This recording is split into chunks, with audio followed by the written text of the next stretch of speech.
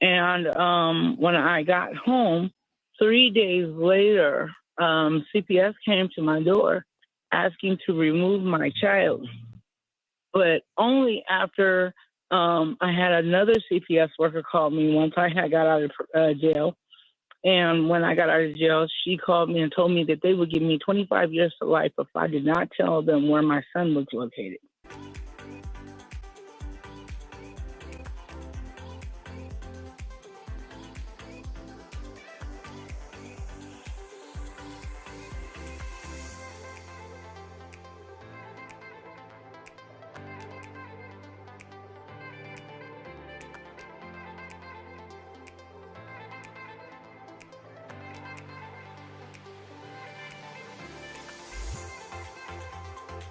Yes, I have a story to tell, and I have a question to ask. It's my situation. I've been watching you for a while now, and my son was removed because me and my husband had got into a domestic violence altercation. So I was arrested, and I was gone to jail for 5 days, let out in Linwood, California, and did not get charged with anything. And when I got home, 3 days later, CPS came to my door asking to remove my child, but only after I had another CPS worker call me once I had got out of jail. And when I got out of jail, she called me and told me that they would give me 25 years to life if I did not tell them where my son was located. So they called my husband's dad, and they asked if my husband's dad would take the kid for 7 days, so it would be a 7-day safety plan. So me not realizing, as soon as they came, I said, okay. She comes to my house, she knocks on my door, and they told me that they have a search warrant, but I did not ask to see it. So she said we would have to get a search warrant, and she said we already have one. And I said, okay. Well, come to find out, when I had said that, I was just like, oh, okay. I said, well, where's the search warrant at? She says, oh, well, we have it. I was like, well, okay, whatever. So I let her in. Once I let her in, she starts talking to me. She told my husband that she would talk to him later. And once she was done with me, she had wrote everything down, that I was crazy, that I was unfit to take care of my son, but there was nothing in my house, no drugs, no anything. And so she asked if we would take a drug test. I said yes, voluntarily. We've been voluntarily with everything that we've done in this whole thing. So we take the drug test, and me and my husband positively comes up with high levels of methamphetamine at like 57,000 mg and 45,000 mg. So I'm like, wow, really? I said, no, we would demand a retest. So we get the retest immediately, like not even 2 days later. We get that, and we get the retest, and my test is completely negative, and my husband's test was negative. Everything was negative, but with low traces of marijuana. So now they have went on trying to adopt out my child to the actual grandparents, but my mom and my dad kind of like got discarded because of some things that the other grandparents said where my child is.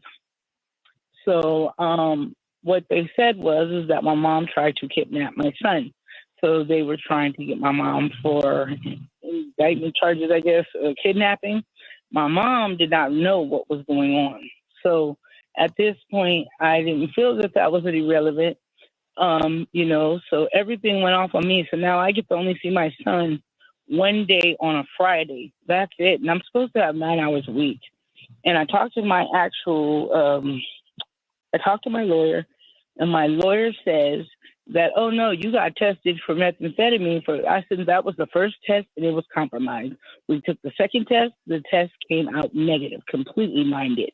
My husband's came out with low traces of marijuana. I said, I have been clean now for 10 and a half months of marijuana.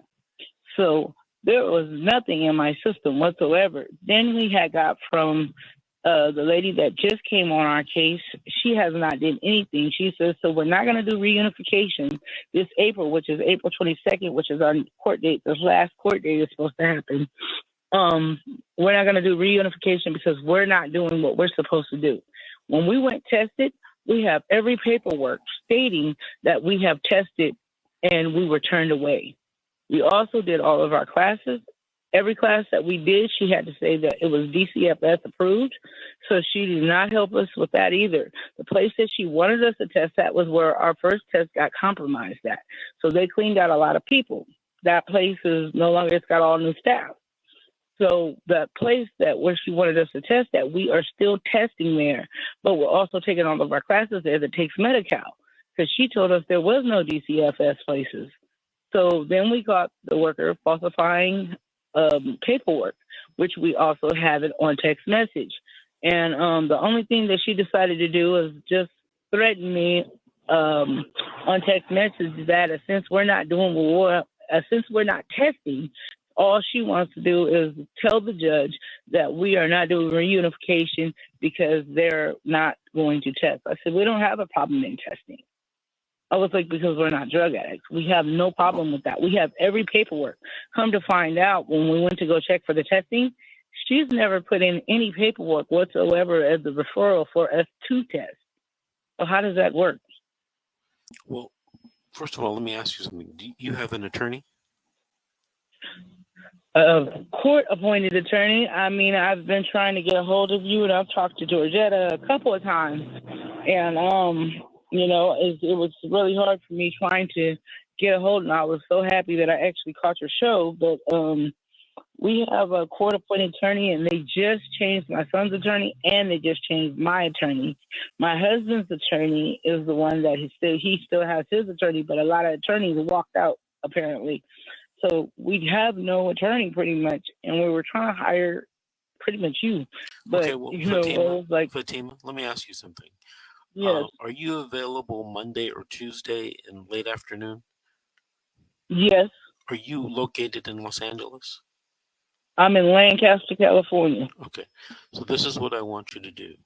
After today's show, I want you to contact Georgette, and I want you to make an appointment to either come see me at the office or Zoom or telephone call.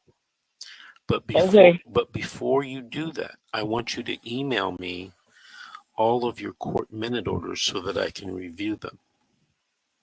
Okay. So one more thing I have to ask you. Mm-hmm. Is it okay for court documents to be scratched out once they're amended? It depends. Give me a more specific situation. Meaning, okay, so say 2 minutes. Like our minute orders. 1 minute order says one thing, and the other minute order says another thing, but it's scratched out completely, like it's just marked in. Yeah, I doubt that. That's why you want to get the copies of the minute orders from the court clerk. They'll have the original final copies that we will go off of and work off of. Okay, I thought so. So get those, and then email them to me and Georgette, and then make the appointment to talk to me, and I'm going to give you a consultation on what should happen, okay? Okay, thank you so much. Hey, Fatima, thank you for calling, and thank you for listening. Call us back in 3 or 4 weeks and update us, the audience, on what's going on in your case, okay? Okay, thank you so much. 1 minute. Thank you very much. Bye-bye. All right. Hey, Georgette, do you recognize Fatima? Yes, I do. Okay, so you heard what I said about her getting in contact with me, sending me the minute orders and letting me review everything so that I can have some type of consult with her. Okay, very good. Okay. Make sure that happens. Okay, the engineer says we have to take another break. So this is The Secret, How to Fight CPS and When. We'll be right back after these messages.